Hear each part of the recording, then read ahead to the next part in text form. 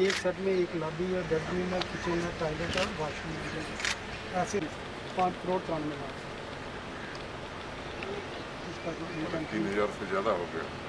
29 में sir including इसमें sir वो भी आएगा हमारा जो वैल्यू एडिशन होता है जैसे हनी का हो गया, वैक्स का हो गया, प्रोपोलिस का हो गया,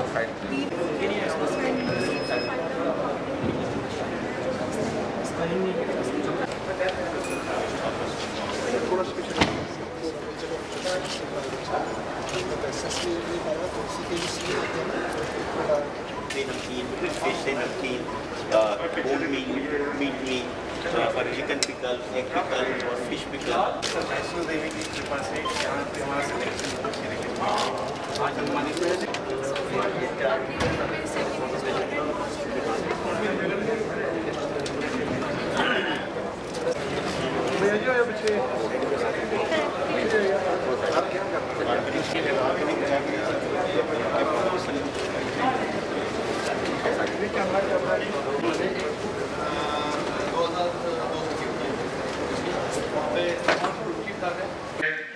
आप आदरणीय प्रोफेसर जेपी शर्मा जी हैं, पूर्व में आपने स्वागत करना है।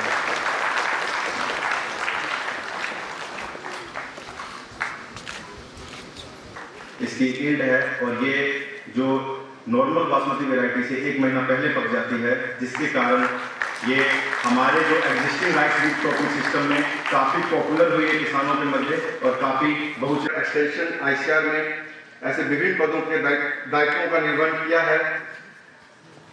आपको आपके 33 वर्षों से अधिक अनुसंधान, शिक्षण एवं प्रशिक्षण अनुभव एवं कृषि क्षेत्र के प्रति के रूप में प्राप्त हो रहा है। मेरा स्वागत करने अनुभव जोरदार तालियों से स्वागत करेंगे। इनके राष्ट्रीय संयोजक के दायित्व का निर्वहन कर चुके हैं एवं वर्तमान में विद्यार्थी परिषद के राष्ट्रीय मंत्री आदरणीय श्री AK सूद जी CGM नाबार्ड उपस्थित हैं। एग्री विजन से कि वे मंच पर आए नाबार्ड CGM करवा रहे हैं। अगला नाम है दिनकर कौशल जी। इस सेमिनार में भाग लेते हुए मुझे अत्यंत प्रसन्नता हो रही है, क्योंकि 2020 के कार्यक्रम में किसानों का ही कार्यक्रम था। एक बात को हमने कही थी कि ऑर्गेनिक फार्मिंग का विस्तार किया जाए और उसे व्यापक बनाया जाए। मैं बधाई देता हूं आयोजकों को, जिन्होंने एक नई शुरुआत की है। अनेक लोगों ने विस्तार से कई बातें कही हैं। मुझे लगता है मैं अकेला हूं जो कृषि वैज्ञानिक नहीं है। दूर दूर तक मेरा कृषि विज्ञान से कोई वास्ता नहीं है। तो अपने अनुभव के आधार पर और एक किसान परिवार के नागरिक के नाते मोटे तौर पर जो बात समझ में आती है वो मैं आपके सम्मुख रखना चाहता हूँ। यहाँ भी बताया गया कि कृषि क्षेत्र का देश के GDP में कितना योगदान है। ये भी बताया गया कि 60 में कितना था, आज कितना है। तो हमारा लक्ष्य क्या होना चाहिए? इसको बढ़ाना। केवल कृषि क्षेत्र में GDP का योगदान बढ़े देश के, इससे देश का काम चलने वाला नहीं है। देश में आप देखें तो रोजगार सबसे ज़्यादा कौन कौन क्षेत्र देते हैं? कृषि प्रमुख है, मैन्युफैक्चरिंग है, खुदरा व्यापार है। मुझे लगता है कि एक समेकित योजना देश को लेकर के निश्चित रूप से हमें आगे बढ़नी होगी।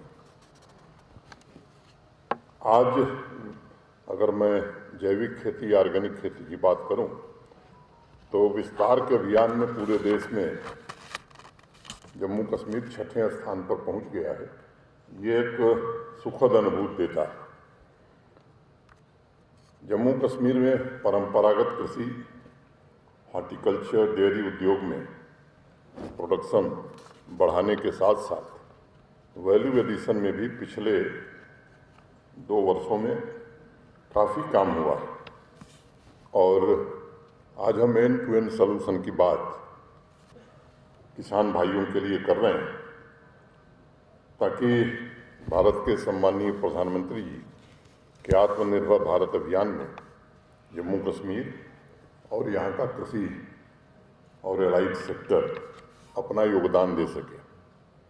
अगर जम्मू कश्मीर के बजट को आप देखेंगे तो हमारे इन संकल्पों की पूर्ति के लिए संसाधनों की कमी न हो, इसका बजट में पूरा ध्यान रखा गया है। और इसका मैं जिक्र करना चाहूँगा कि इस वर्ष जम्मू कश्मीर के बजट में 2835 करोड़ रुपए कृषि के लिए, 646 करोड़ रुपए हार्टिकल्चर के लिए, डेयरी तथा सीप सेक्टर के विकास के लिए 392 करोड़ रुपए आवंटित किए गए हैं, ताकि किसान भाइयों के जीवन में सकारात्मक बदलाव आए और गांव में और किसान के जीवन में प्रगति की संभावनाओं का मिलजुल कर के असर हो और उसे एक नई दिशा दी जा सके। अब कृषि में हमारी अप्रोच क्या होनी चाहिए, इस पर पिछले कुछ वर्षों में देश में काफ़ी काम हुआ है।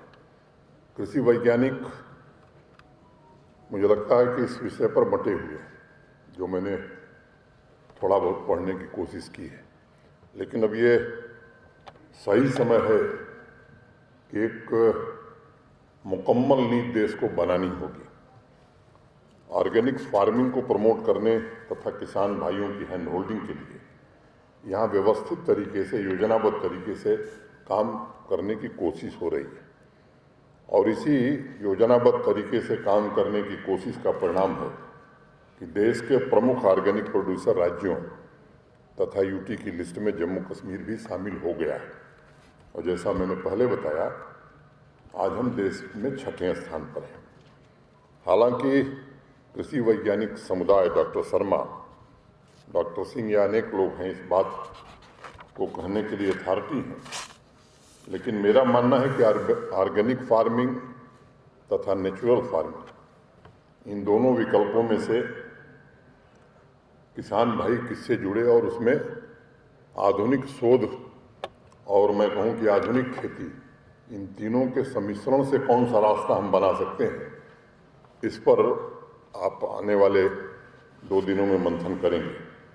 नीति आयोग में 2020 में एक डॉक्यूमेंट 170 पेज का प्रकाशित किया है, मैंने भी उसको पढ़ने की कोशिश की।